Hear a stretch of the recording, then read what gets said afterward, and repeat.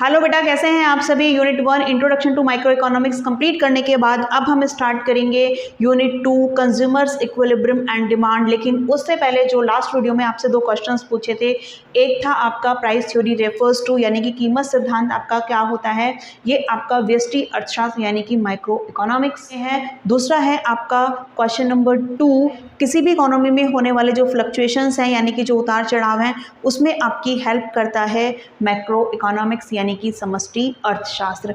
अब हम स्टार्ट करते हैं हमारा यूनिट 2।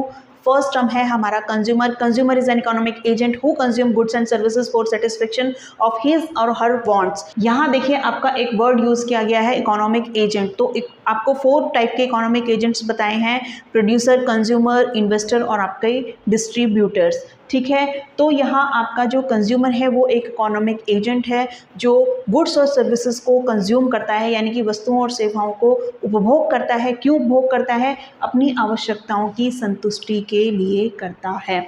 ठीक है, तो अब आपकी जो आवश्यकता की संतुष्टि है वो कैसे होती हैं? जब आपको जो भी आप वस्तु इस्तेमाल कर रहे हैं वो आपके लिए उपयोगी है। तो सेटिस्फेक्शन से आपका जो वर्ड निकल के आता है उपयोगिता निकल के आता है, जिसको आप कहते हैं utility. Utility is the want satisfying power of a commodity, यानी कि किसी भी वस्तु की ऐसी शक्ति जो आपकी इच्छा को संतुष्ट कर सके वो यूटिलिटी यानी कि उपयोगिता कहलाती है। It is measured in terms of utile, यानी कि ये आपकी अगर सिंगल यूनिट है तो आप यूटाइल बोलेंगे, अगर आपकी एक से ज़्यादा यूनिट है तो आप यूटिल्स बोलेंगे। जैसे कि आप कोई भी सामान जब खरीदते हैं, आप वेजिटेबल फ्रूट्स वगैरह जब खरीदते हैं तो उन्हें आप केजी में यानी कि किलोग्राम में मेज़र करते हैं। जब आप मिल्क परचेज करते हैं तो आप उसको लीटर में मेज़र करते हैं। इस तरह से ही आपका यूटिलिटी को मेज़र करने के लिए एक इंटरनेशनल स्टैंडर्ड यूनिट बनाई गई है जिसको आप यूटाइल बोलते हैं। अब देखिए आप थोड़ा सा उपयोगिता को समझिए। जब आप सुबह उठते हैं उसमें आपका नहाना धोना हो, ब्रेकफास्ट करना हो, लंच करना हो, डिनर करना हो या रात को आपको सोना हो एसी में। ठीक है, ये सभी चीज़ें यानी कि आप सोते हुए भी, जागते हुए ही नहीं, आप सोते हुए भी गुड्स को कंज्यूम कर रहे हैं। तो क्यों कंज्यूम कर रहे हैं? क्योंकि उसमें यूटिलिटी है। अगर आपका गर्मियों का मौसम है तो एसी में आप सोए हुए हैं तो आपको बहुत अच्छी नींद आएगी, और अगर किसी ने वो एसी ऑफ कर दिया तो आपकी नींद खुल जाएगी, आप परेशान हो जाओगे।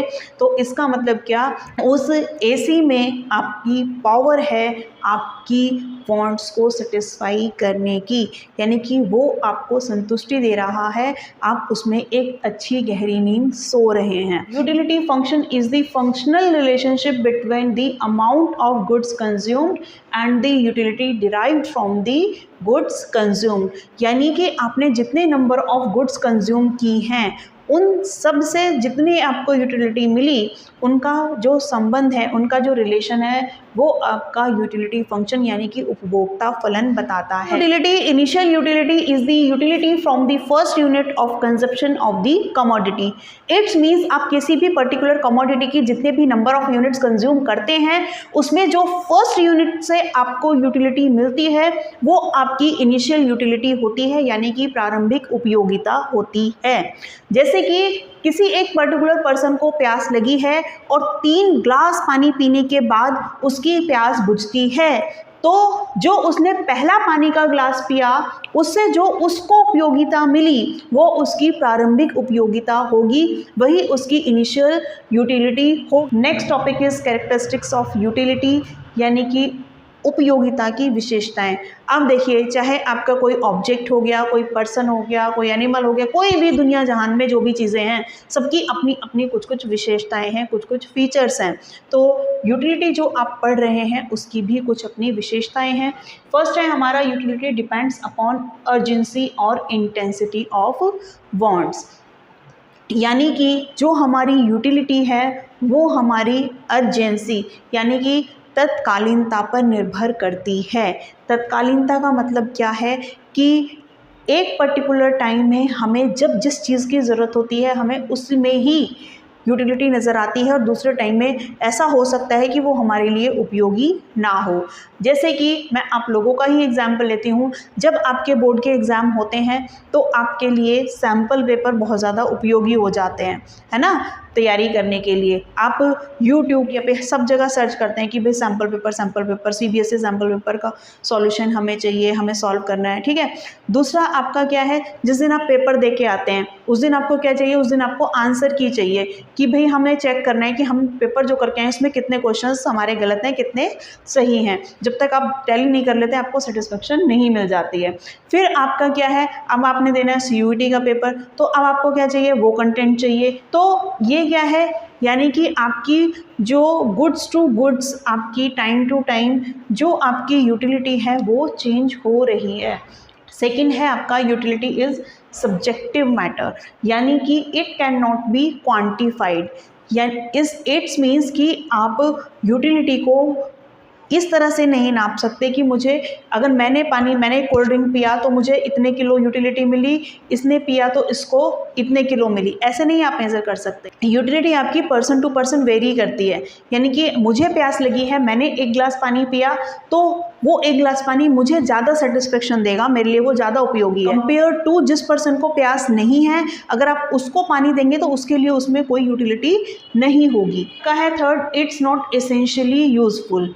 इट्स मीन्स कि किसी भी कमोडिटी में आपका यूटिलिटी होगी, ठीक है, यानी कि उपयोगिता होगी और उसको यूज़ करने के बाद आपको सेटिस्फेक्शन भी मिलेगी, पर ये ज़रूरी नहीं है कि वो आपके लिए यूज़फुल है। जैसे कि कोई पर्सन आपका ड्रग एडिक्ट्स है तो उसको ड्रग्स लेने के बाद एक सेटिस्फेक्शन मिलती है, ठीक है, उसको मज़ा आता है, लेकिन क्या वो उसके लिए यूज़फुल है? नहीं, वो उसके लिए हार्मफुल है। बिल्कुल ऐसे ही जैसे कि आपका आजकल क्या है, शॉर्ट्स वीडियोस आपका ट्रेंड में है। आप देखते हो कि छोटे बच्चे हैं, ठीक है, उनको समझ में आए ना आए फ़ोन ले लेते हैं, वो फ़ोन पे ऐसे उंगलियां चलाते रहते हैं, वीडियोस आपकी चेंज होती रहती हैं, ठीक है, क्या वो उनके लिए यूज़फुल हैं? नहीं है। Fourth point is it is measurable. It's means उपयोगिता को मापा जा सकता है। In this point we will discuss 2 approaches of utility, cardinal approach and ordinal approach. इन्हें हम कार्डिनल एनालिसिस और ऑर्डिनल एनालिसिस भी बोलते हैं। कार्डिनल को हिंदी में गणनावाचक और ऑर्डिनल को हिंदी में क्रमवाचक उपयोगिता विश्लेषण बोलते हैं।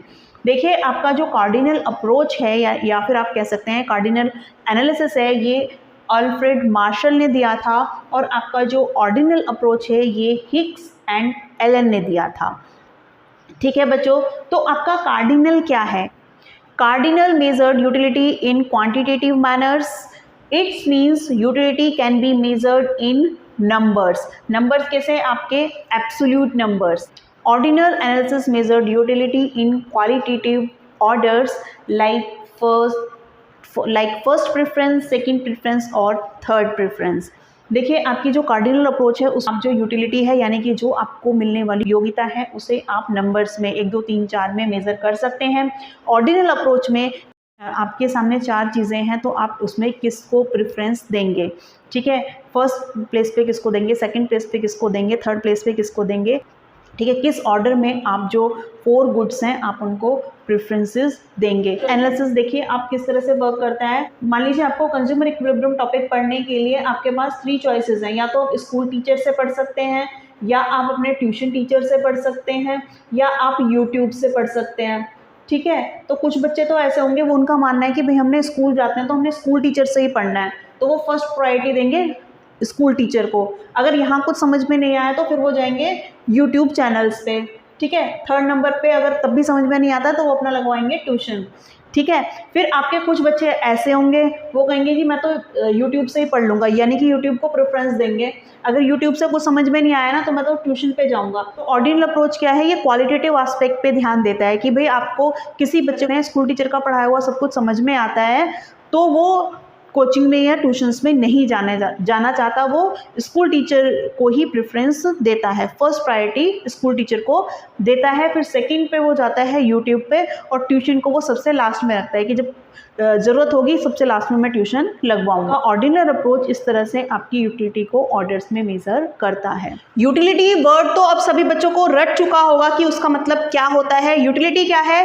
यूटिलिटी का मतलब है सेटिस्फेक्शन, यानी कि किसी भी वस्तु में जो आपको संतुष्ट करने की शक्ति है वो आपकी यूटिलिटी कहलाती है, उपयोगिता कहलाती है।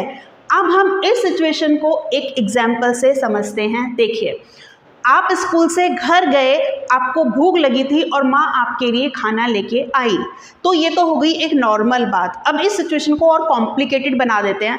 किस तरह से कि आप स्कूल में सुबह लंच ले जाना भूल गए, पहली बात। दूसरी बात, आपके पास पॉकेट में पैसे नहीं थे कि आप कैंटीन से कुछ खा सकें। तीसरी बात, आपके फ्रेंड्स भी ऐसे निकले कि जिन्होंने आपकी हेल्प नहीं की, यानी कि आपके साथ किसी भी तरीके की कोई शेयरिंग नहीं की।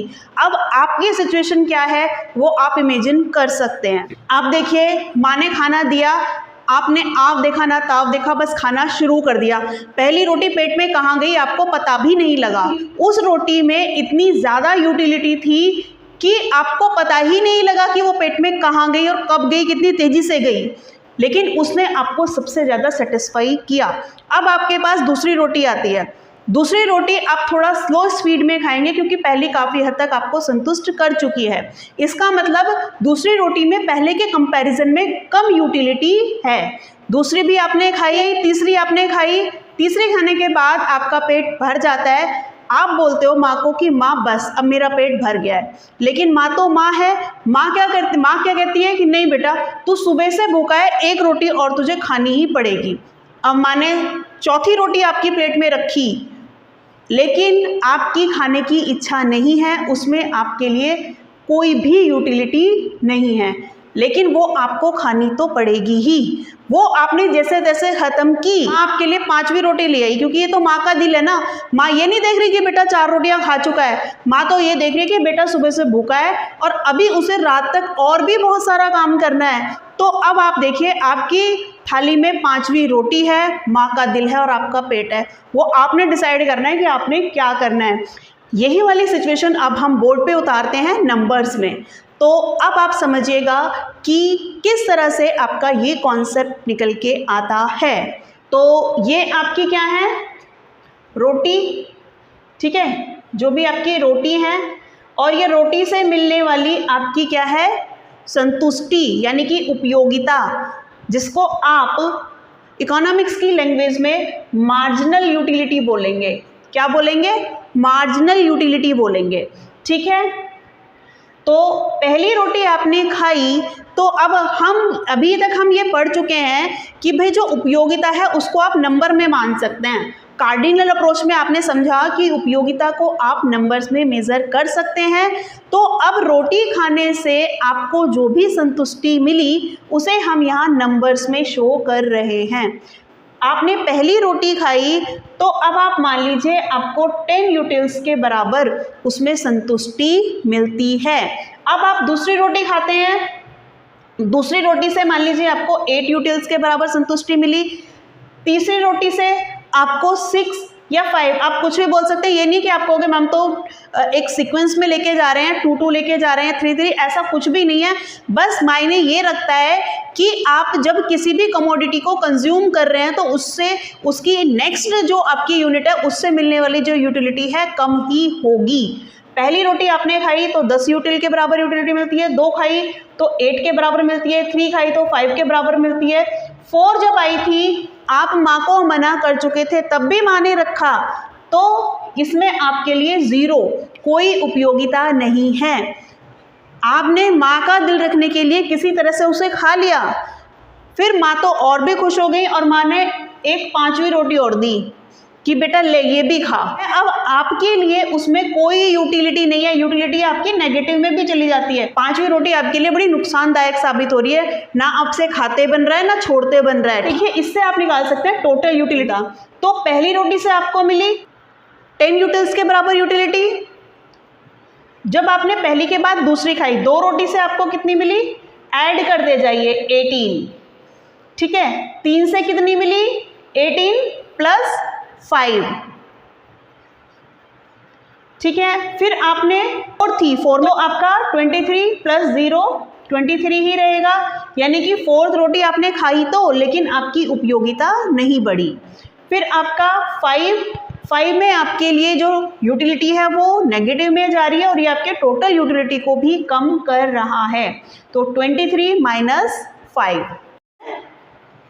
18, अब हम इनका डेफिनेशन समझते हैं। टोटल यूटिलिटी, टोटल यूटिलिटी को आप TU से भी शो कर सकते हैं।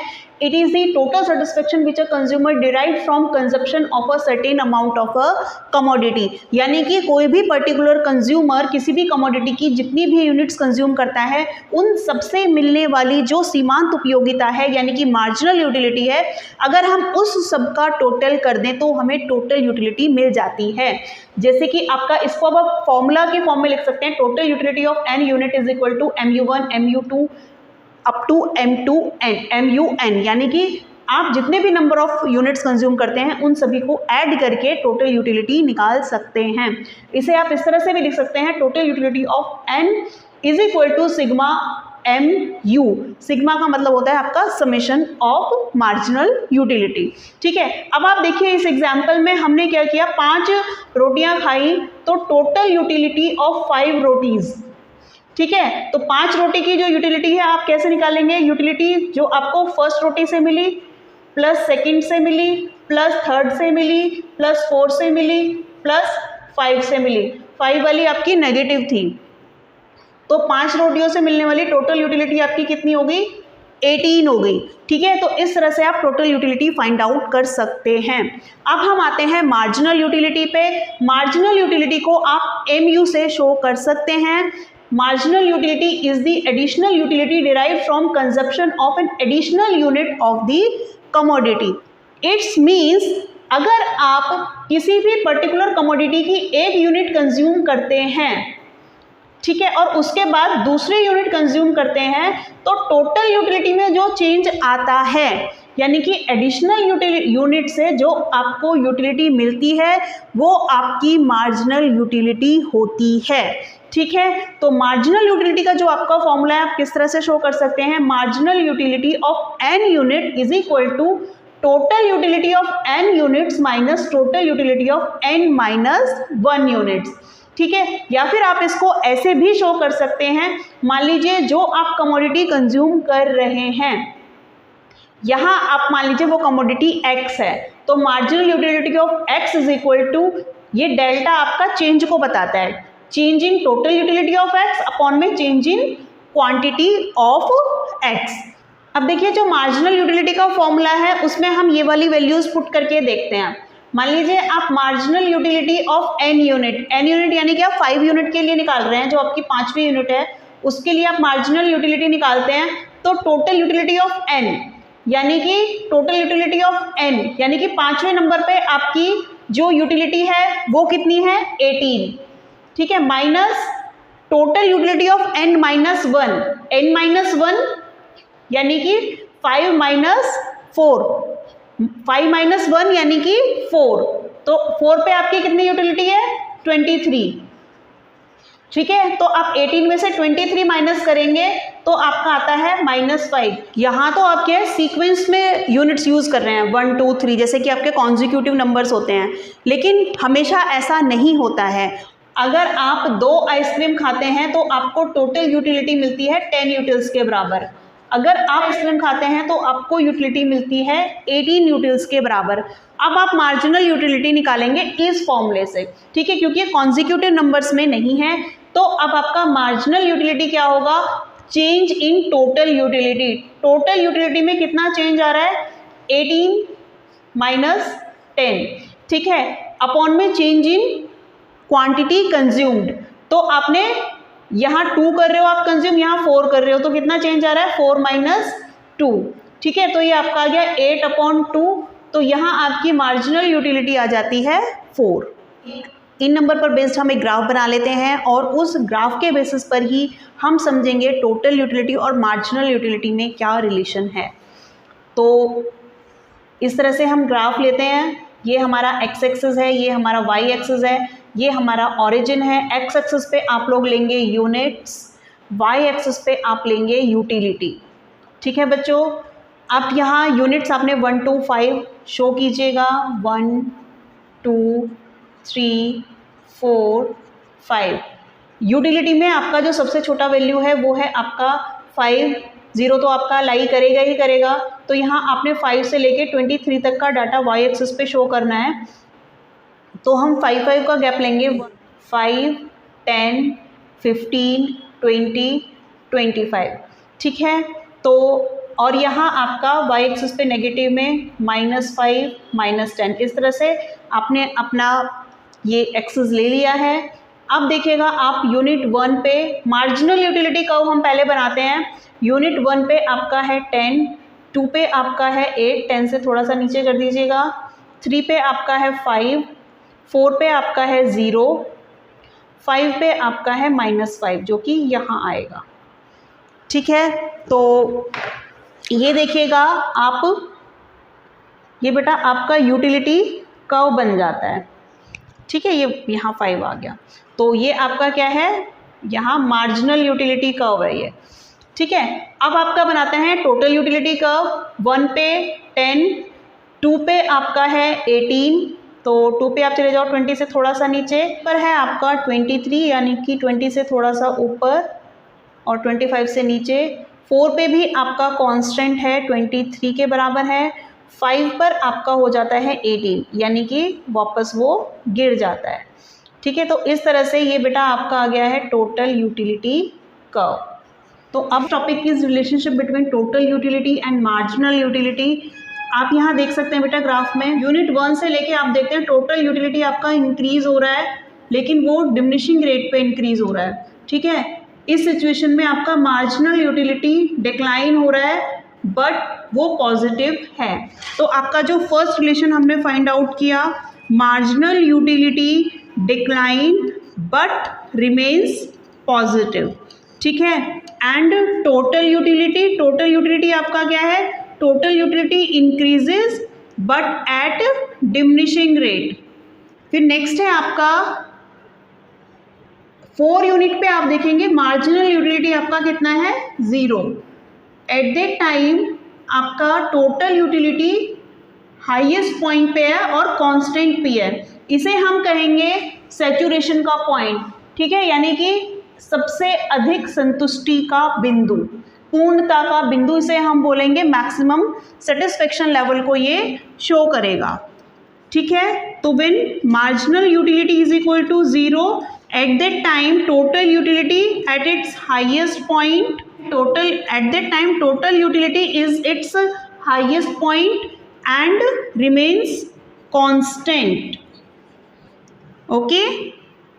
थर्ड रिलेशन हमारा क्या है, after 4 units marginal utility become negative and total utility start decline, ठीक है।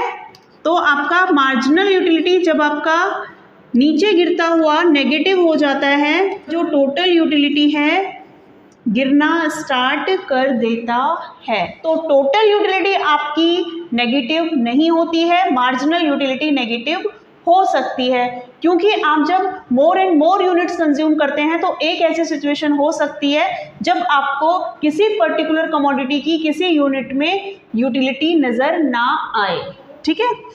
अब आपका है 4th पॉइंट, देखिए 4 जो पॉइंट है हम यहाँ से निकालेंगे। टोटल यूटिलिटी क्या है आपका, it is the summation of marginal utility, ठीक है। तो हमारा जो ये फॉर्मूला है total utility is equal to sigma marginal utility, ये अपने आप में टीयू और एमयू के रिलेशन को बताता है। 5 भी हम यहीं से निकालेंगे। आपका मार्जिनल यूटिलिटी कर्व होता है वो टोटल यूटिलिटी कर्व का ही स्लोप होता है। इट्स मीन्स मार्जिनल यूटिलिटी आपका टोटल यूटिलिटी में होने वाले चेंजेस को ही दर्शाता है। तो marginal utility is equal to हमारा ये फॉर्मूला है change in total utility upon में चेंज इन यूनिट्स कंज्यूम्ड। तो यहाँ हमारा ये रिलेशन फाइंड आउट होता है। तो अभी तक हमने इस यूनिट में जितने भी टॉपिक्स करे हैं, अब हम करेंगे इन टॉपिक पर based important questions. Question number 1, a consumer satisfaction from a commodity is maximum when marginal utility is, यानी कि आपका मार्जिनल यूटिलिटी पर बेस्ड क्वेश्चन है। तो आपका देखिए टोटल यूटिलिटी और मार्जिनल यूटिलिटी का रिलेशन समझने के बाद अब आपको इन दोनों कर्व्स की शेप क्लियर है, ठीक है।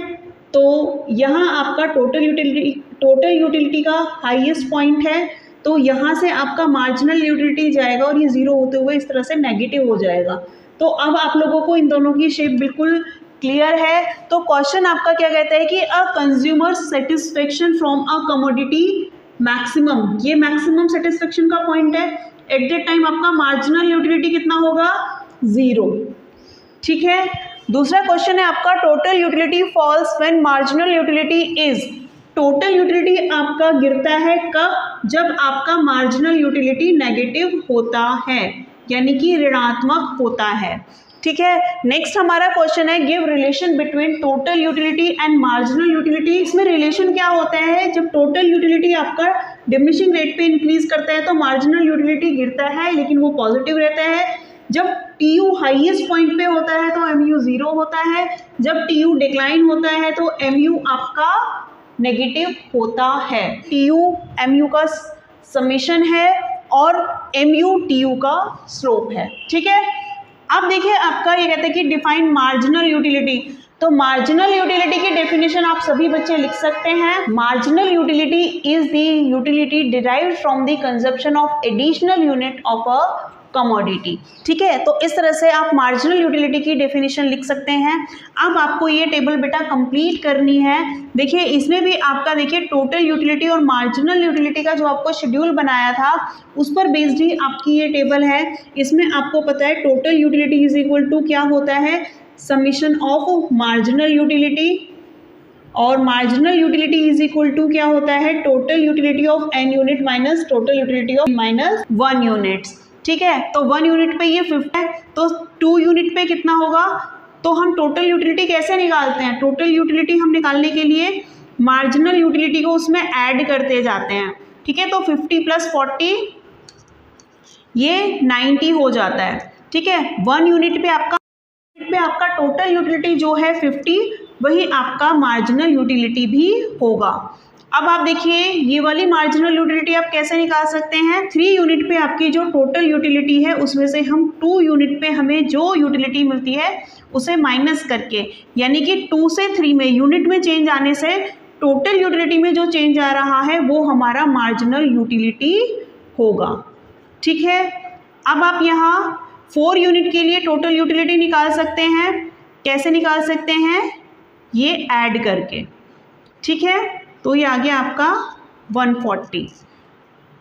अब यहाँ आप 5 यूनिट के लिए मार्जिनल यूटिलिटी कैसे निकालेंगे? टोटल यूटिलिटी में जो चेंज आपका आ रहा है वही आपकी 5 यूनिट के लिए मार्जिनल यूटिलिटी होगी, और ये होगी आपकी 10। तो बच्चों हमारा second unit consumers equilibrium and demand का पार्ट 1 यहाँ ख़त्म होता है। सेकेंड पार्ट में हम law of diminishing marginal utility and consumers equilibrium with utility analysis हम पढ़ेंगे। तो वीडियो को ज़्यादा से ज़्यादा बच्चों को शेयर कीजिएगा, लाइक कीजिएगा, चैनल को सब्सक्राइब करना ना भूलिएगा, बेल आइकन को प्रेस कीजिएगा। पढ़ते रहो, मेहनत करते रहो, आगे बढ़ते रहो। Bye bye, all the best.